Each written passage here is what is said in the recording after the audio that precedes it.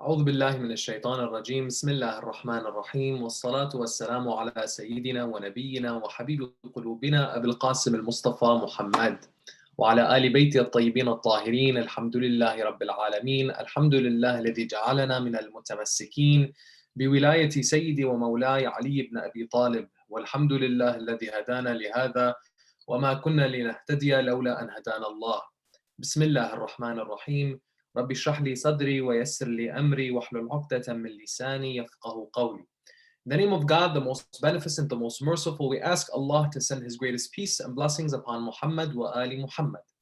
We praise Allah for all the blessings He has given us, and the greatest blessing being that He allowed us to be of the ones who remain steadfast, dedicated, and loyal in the path of our Master after the Prophet, the Commander of the Faithful, the Prince of the Believers, the Protector of the Prophet and His message, Imam Ali ibn Abi Talib alayhi salam. We praise Allah for this blessing and every blessing, for without Allah we would have nothing. Assalamu alaikum, my dear respected brothers and sisters, wa rahmatullahi wa barakatuh. Today we're going to be continuing the conversation that we've been having over the past couple days in the theme of the vision of a virtuous community.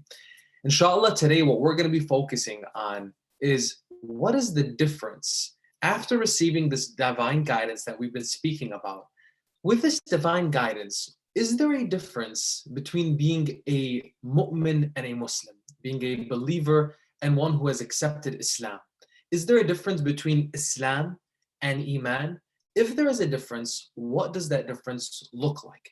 Not just merely theoretically, but practically speaking, from the words of Allah subhanahu wa ta'ala in the Holy Quran and the words of Ahlul Bayt alayhim salam in practice in their conversations with their companions. The companions had questions about what really made Iman versus Islam, what really made a believer versus simply or merely a Muslim. There was a young man, his name was Zayd. Zayd went to school for architecture. Zayd was really, from a young age, just mesmerized by architectural structures. And wherever he went, he admired architecture. It could be a small bungalow home in the city of Detroit, or it could be a beautiful mosque that he visited in Turkey, or in Iraq, or in Lebanon, or in some other country that he was visiting. Zayd had a great admiration for architecture from a young age and decided that he was going to go to school and study architecture. And his dream would be to not just be that architect that would draw these blueprints and these designs, but that his blueprints and his designs would become reality through construction. It wasn't until about 10 years after his studies that he was able to actually see one of his design projects come to life. And in that moment, when his design project first began being erected as a construction, he began crying. And his friend was with him that day when he saw him begin crying after seeing the beginning of the construction take place. And he asked him, he's like, Zayd, why are you crying? What's going on? He said, you don't understand. Now I really know what it means for me to have what I believed in, what I studied for, everything that I was doing all along. Now it's actually coming to life. It's not a theory anymore. It's real. From the example of architecture, we can see a lot of relevance to the whole idea when it comes to Islam and Iman. The Holy Prophet Muhammad was one who emphasized the practical approach to our religion and to our faith. He was a man of the people. Allah subhanahu wa ta'ala sent us not a celestial being, not an angel, not someone that was different from us, but he was the individual that was the best amongst us. He showed us from the heart of humanity, showed us what it truly meant to be human, what it truly meant to be a servant of Allah subhanahu wa ta'ala, acknowledging your purpose and living up to it every single day. From his very first days, our Holy Prophet Muhammad, peace and blessings be upon him, was one who was respected, regarded, loved, and adored by all people. No matter who crossed his path, they couldn't help but respect and admire him. He was known as the Sadiq al-Amin, the trustworthy and the honest, even before he became a prophet in the eyes of the people, in publicly acknowledging him as a messenger of God. Before he came with that revelation in which he told the people, this is Islam and I have been sent to you as its prophet, people loved him, people adored him, people trusted him. Our holy prophet, peace and blessings be upon him, showed people what it meant to not only believe in God, but put it in a lifestyle of practice. You and I can benefit not just merely of looking at the life of the holy prophet, peace and blessings be upon him, and admiring him for all the great things that he did, but more specifically, look at some of the actions that he had with the people that were closest to him and even the people that were farthest away from him. One of the beautiful stories when it comes to the ethics and the manners of the Holy Prophet and us in the holy month of Ramadan, we can take benefit of this, especially when it comes to testing our patience, testing how we are interacting with one another, with our neighbors, with our friends. Again, whether it be physically in front of people or virtually. Now, a lot of us are forced to only engage in this virtual interaction, but at the same time, it's real. We're having this interaction, we're talking with one another, right? One of the days that the Holy Prophet is walking by his house, walking away from his house and crossing the street. He's walking on his path, and along this path, he crosses the home of an elderly woman. And this elderly woman wasn't so fond of the Holy Prophet, peace and blessings be upon him. So what did she decide to do? Every single time that she saw him coming and crossing her home, she decided that she was going to take out her trash. So she takes out her trash, and not simply you and I, when we take out our trash, it's in the receptacle, we put it on the corner, on the curb.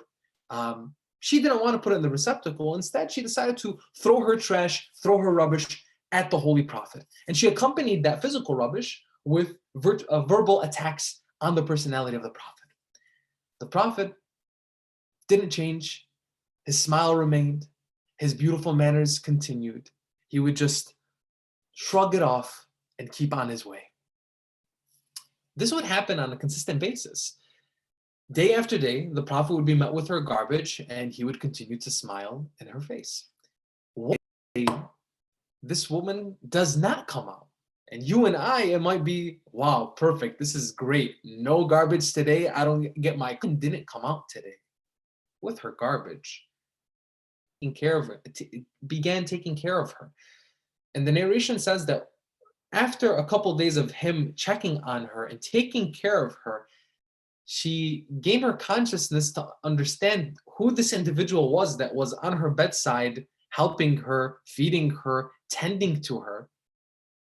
And it was Muhammad sallallahu alaihi wasallam. She questioned him, asked him, why are you taking care of me when I've been throwing this rubbish at you all this time? He said, I was sent to perfect the best of ethics.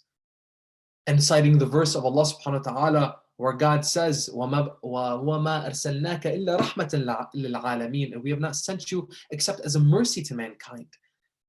The Holy Prophet, peace and blessings be upon him, this idea of being that mercy to mankind and being the one who would perfect our conduct with one another, emphasizes to us this aspect of us truly acknowledging our religion and our faith and bringing religion and not just merely taking it as a concept and as a theory, but putting it into practice.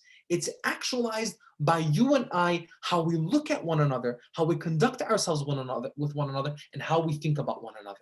This idea, this self-concept of how we look at ourselves, we look at one another, and we engage with one another, inshallah, something that we're going to be talking about in greater detail after we've covered this basis of what Islam means, what divine guidance is, and what Iman is, and what's the distinction between the two. We're going to go into a number of narrations, some verses from the Holy Quran, specifically on this discussion, a theological distinction between Islam and Iman.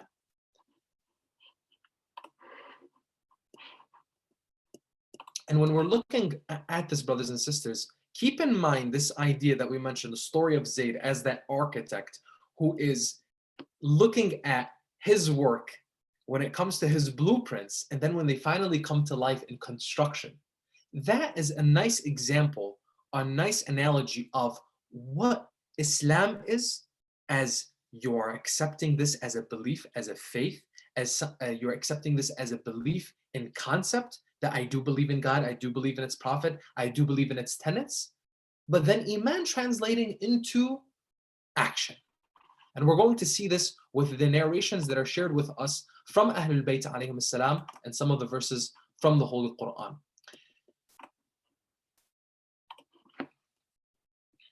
The first narration that we're going to be looking at is this narration from Imam al-Baqir alayhi salam that is cited by Al-Kulayni in the book Al-Kafi, this renowned book of hadith that we cite to many of our narrations from, that al-Iman iqrarun wa amal, wal-Islam iqrarun bila amal. Faith is to accept and to practice, while Islam is to simply accept without practice.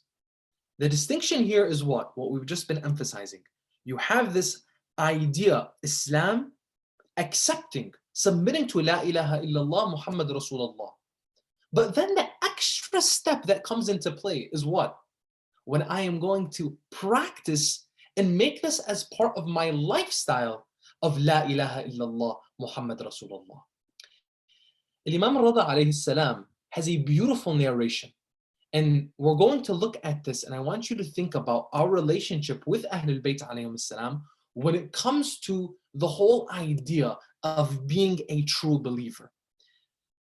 The Imam says, "Man ahabba lana asiyan fahuwa asin, wa man ahabba lana muti'an fahuwa muti'." Whoever loves someone who disobeys us, he himself is in disobedience.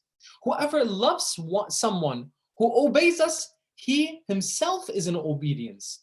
وَمَنْ أَعَانَ ظَالِمًا فَهُوَ ظَالِمٌ وَمَنْ خَذَلَ ظَالِمًا فَهُوَ عَادٍ. Whoever helps an oppressor is himself an oppressor. And whoever abandons an oppressor is just. إِنَّهُ لَيْسَ بَيْنَ اللَّهِ وَبَيْنَ أَحَدٍ قَرَابَةٌ وَلَا تُنَالُ وِلَايَتُنَا إِلَّا بِالطَّاعَةِ.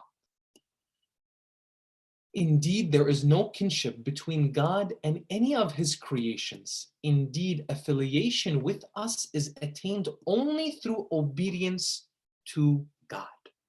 I want you to keep this narration in which Imam al-Rida alayhi salam, our eighth Imam, gives you a number of points to compare and contrast to. Look at the concepts here when it comes to the specific issue that he's talking about, which is this affiliation to Ahlul Bayt alayhim salam. These individuals who are the best servants and representations of Muhammad sallallahu alayhi wa alayhi, he's talking about these matters being in disobedience and obedience. And people who are looking at abandoning or joining. Of course, there is no kinship with God, that there is one cannot say that they have a relationship to Allah subhanahu wa ta'ala established by the fundamental belief that there is no God but He and there's no partners ascribed to Him. That connecting directly to what? This understanding that we have when it comes to obedience and disobedience. Obedience to the Imam is obedience to the Prophet. Obedience to the Prophet is obedience to Allah subhanahu wa ta'ala. If you are going to have a connection or a relationship of obedience to individuals who are at odds with Ahlul Bayt alayhim salam, be in theory, in concept, in belief, or in practice, then that is going to have a disconnect with Ahlul Bayt alayhim salam and that relationship with them.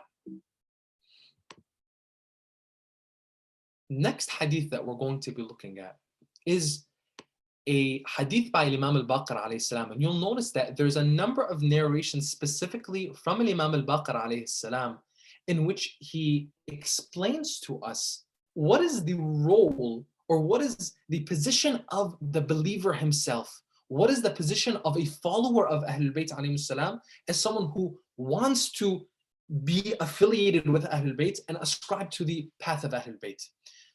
The narration, the Imam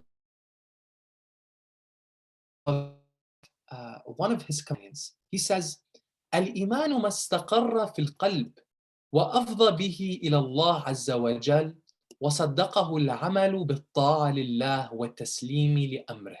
Faith is what settles in the heart and what has been shown to God Almighty. It is what has been truthfully proven by action through obedience to God and submitting to His commands.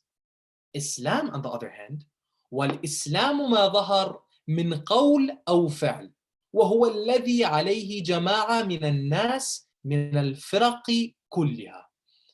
Islam, on the other hand, is simply what is apparent through words and actions. It is what is upheld by the masses of people from all sects. Through Islam, blood was protected, the right of inheritance was granted, and marriage was allowed. And because of Islam, people were united in prayer, zakat, fasting, and hajj, and thus were taken from disbelief into belief.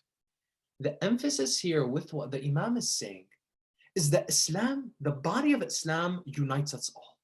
And we're going to be talking about in the nights to come the different spheres of commonality that we have with our brothers and sisters in Islam and with people that say La ilaha illallah Muhammad Rasulullah, as well as the people that merely say La ilaha illallah. The commonality here and what we're emphasizing is Islam brought all of these people together.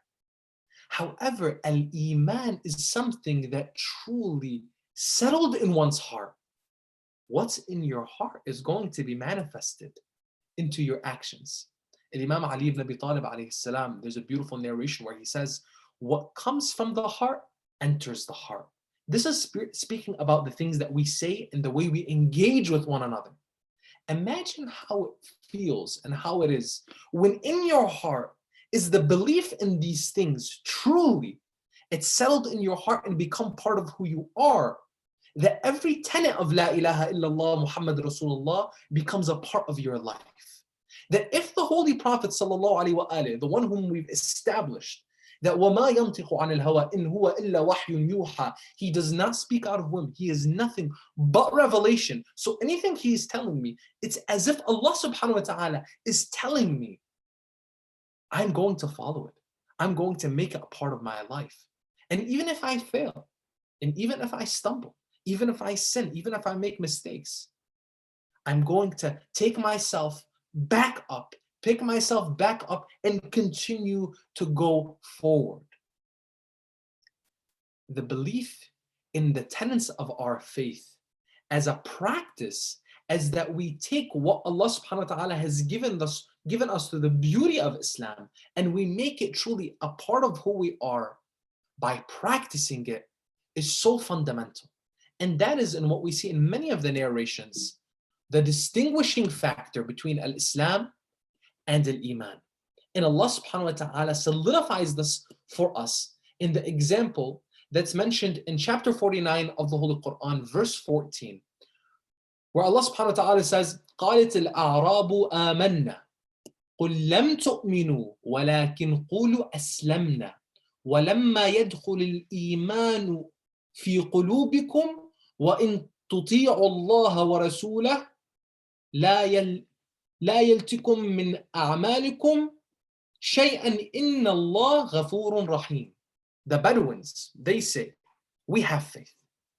So when some of the people came into Islam, they said, آمنا.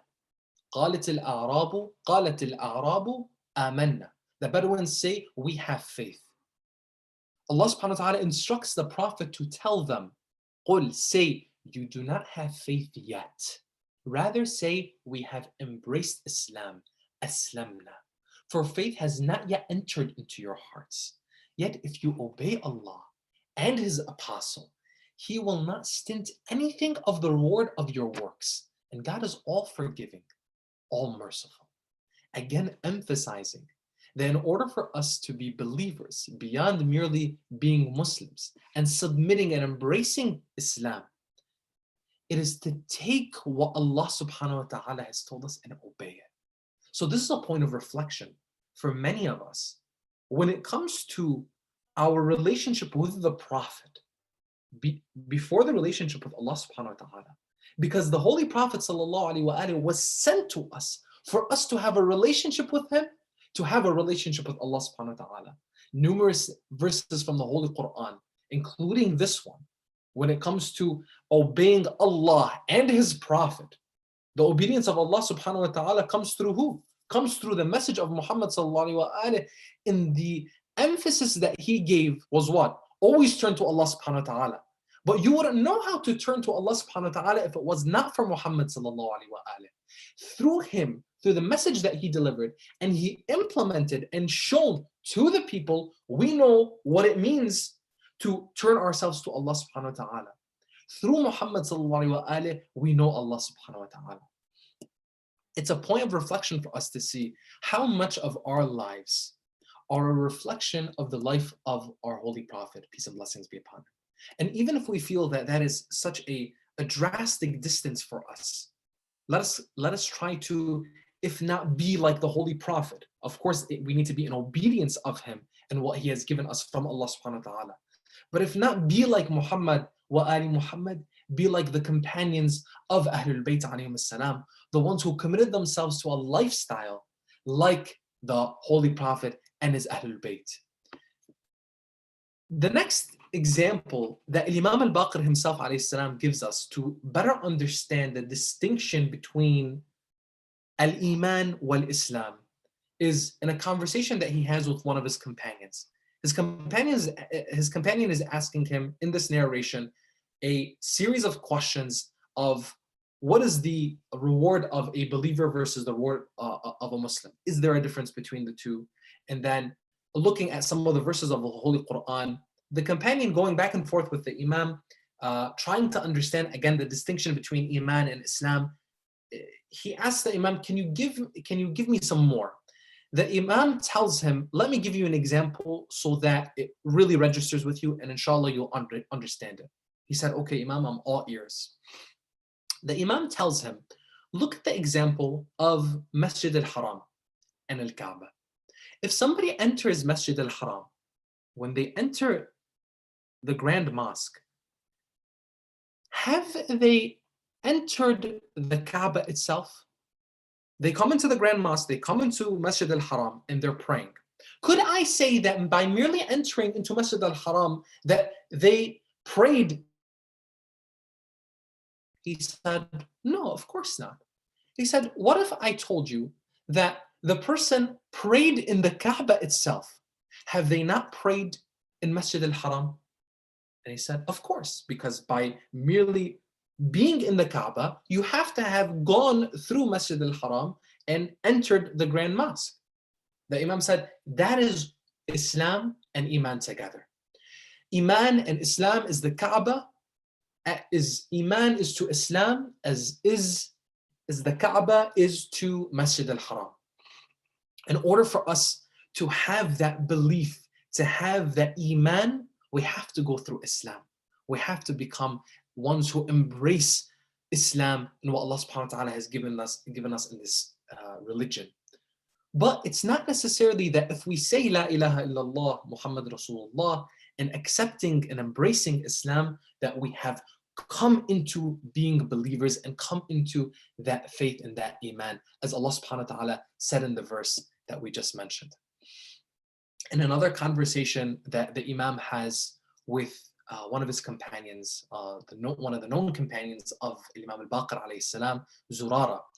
Zurara narrates this in which he's having this discussion, and this is another discussion with the Imam. He's having this discussion with the Imam about Islam and its foundations. And the Imam says this beautifully, speaking about the foundations of Islam as in being 5. بني الإسلام على 5. بني الإسلام على 5 أشياء على الصلاة والزكاة والحج والصوم والولاية. Islam has been built on 5 things: prayer, alms, pilgrimage, fasting, and wilaya or allegiance. Zurara would ask the Imam following that. He said, what is the best out of these things? The Imam would reply and say, al-wilayatu afdal. What is best is al-wilaya, as it is the key to all of them. The wali, The Immaculate Imam is the guide to them. وَالْوَالِي هُوَ الدَّلِيلُ عَلَيْهِمْ. The Imam is the guide to those other tenets of the faith or the other foundations. The Imam continued by explaining that prayer and pilgrimage and fasting and all of those things, they followed wilayah. This wilayah of the Imam is so important. Why?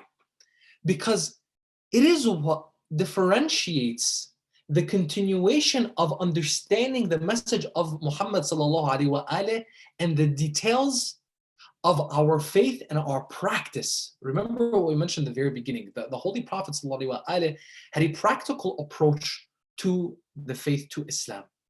And he emphasized that practical approach through taking on the allegiance of Amir al-Mu'mineen Ali ibn Abi Talib alayhi salam and the rest of Ahlul Bayt. There was a reason why the Prophet would say in his farewell speech to the people after his farewell pilgrimage that I'm leaving with you the two weighty things, the book of God and my household, Ahlul Bayti, my family. Because it is that wilayah of the Ahlul Bayt that allows us to keep the religion intact in its purest form, in what the Prophet ﷺ came with and gave to us. And this essence came with understanding that after the Prophet there would be enormous challenges. Who would face those challenges? Who would preserve the religion that he brought forward? Who would talk to us about these challenges and how to meet them on a day-to-day? Of course, it would be Ahlul Bayt alayhim salam. It would be from Imam Ali alayhi salam all the way to our living Imam, our awaited Imam al-Hujjat al-Mahdi, ajallahu ta'ala farajuh al-Sharif. The emphasis and the key point, the key takeaway here for us is to see the relationship between Iman and Wilayah is this understanding that you can say that you are one who is embracing Islam in your life, but we need to be practical with ourselves. Even if we say we are also embracing wilayah in our lives and we're taking Ahlul Bayt alayhim salam as the ones that we are following in our day-to-day, as our imams whom we love and we dedicate our lives to, it's important for us to understand that when you're looking at Iman and you're looking at wilayah, Iman and wilayah are going hand in hand for us to know this is truly how our Holy Prophet Muhammad sallallahu alaihi wasallam wanted us to be. And that is individuals who take what he said and what he did and implement it and make it a lifestyle for us. When it comes to the sha'air, the rituals, when it comes to the ibadat, the worships, the things that we're doing on a daily basis, inshallah, in the holy month of Ramadan, let us not be ones who are merely going by in the day and we're fasting and we're being hungry and thirsty. There's a narration attributed to Amir al-Mu'mineen Ali ibn Abi Talib alayhi salam where he says, the number of people, and I'm paraphrasing here, the number of people that are going hungry and thirsty and they're not actually fasting. And he was asked, what do you mean? What do you mean by this?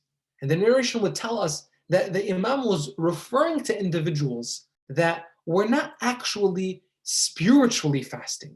Or not really, they may have been going through the motions themselves, but they weren't actually there present in heart and mind and living a lifestyle of fasting. When the Holy Prophet ﷺ and Ahlul Bayt alayhim salam were fasting, and the companions of Ahlul Bayt alayhim salam were fasting, and they were in the holy month of Ramadan, they took it upon themselves to do all of the things that would bring them closer to God. We mentioned the other night about this idea of killing time and how we should not have that at all in our vocabulary in this month.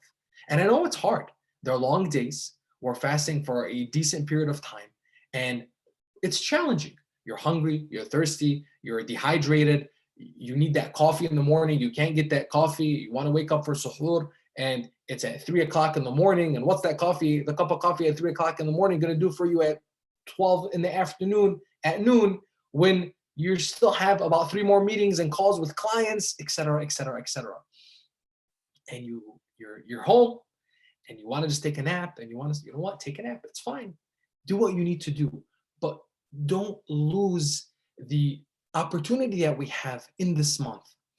The emphasis with Iman, the emphasis with our belief and taking Islam as being beyond the individual whom different circumstances in the history of Islam, there were some individuals that just merely came into the faith because they wanted to escape being defeated in war. One of the examples of those individuals was Abu Sufyan at the time of the Prophet, and that the Prophet would refer to those individuals as at-tulaqa, that some of these individuals that we faced in war, that by mere virtue of being captured in that war, the Prophet would refer to them as the the freed slaves. And they would free themselves. How? By being individuals who said, you know what, Aslamna, we're not going to fight you, O Muhammad, we're not going to transgress on you or your people anymore. We want to be one in your religion, one in your faith, and be protected by you. So Abu Sufyan and some of the people of Quraysh, they put themselves in that position where they accepted Islam. They said, La ilaha illallah Muhammad Rasulullah.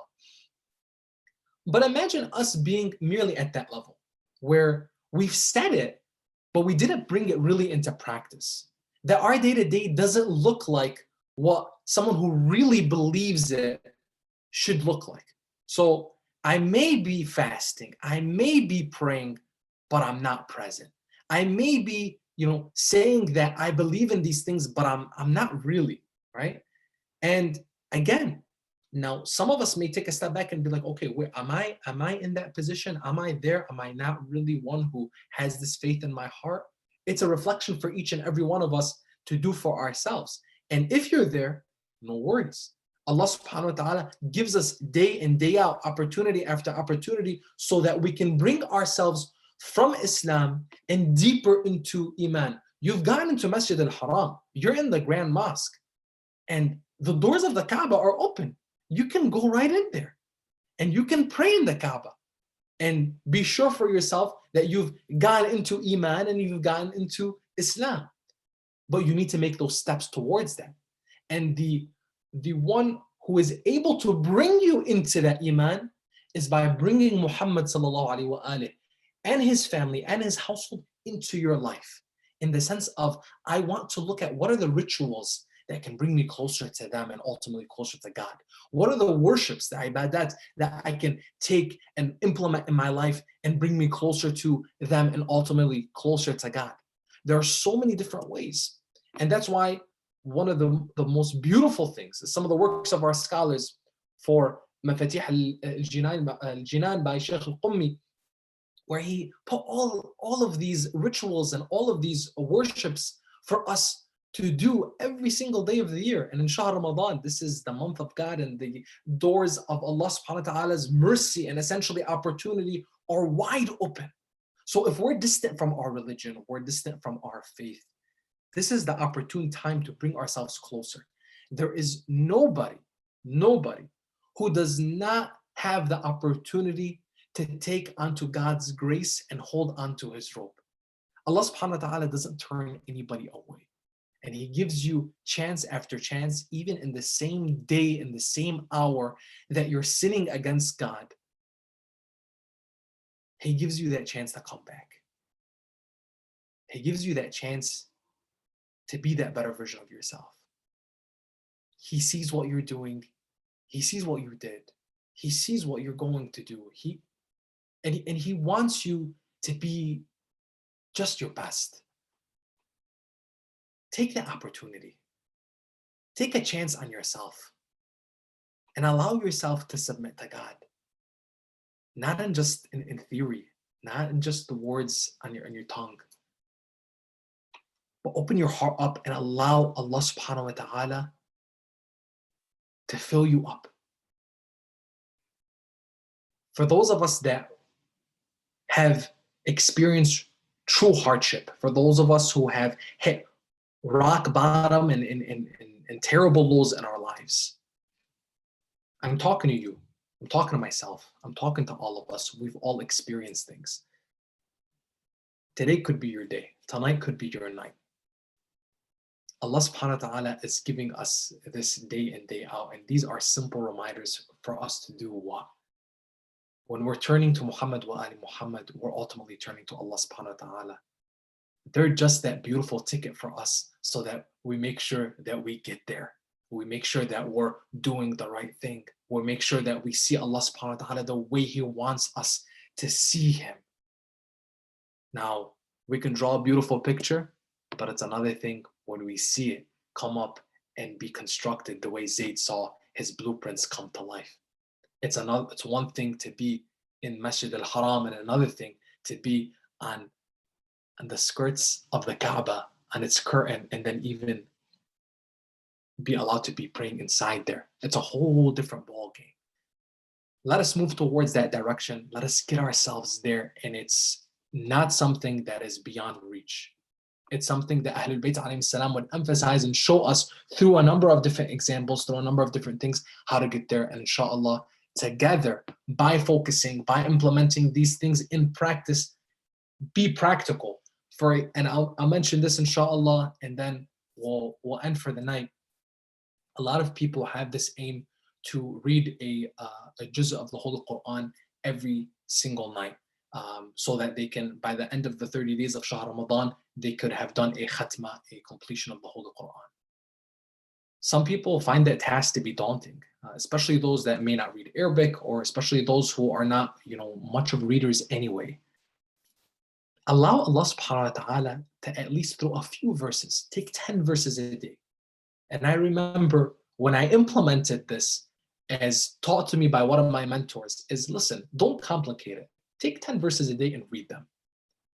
That made a huge change for me in my appreciation of God's word and realizing that God's speaking to me all the time and loves us so much that in every moment, He's giving me another breath, another opportunity to become closer to Him.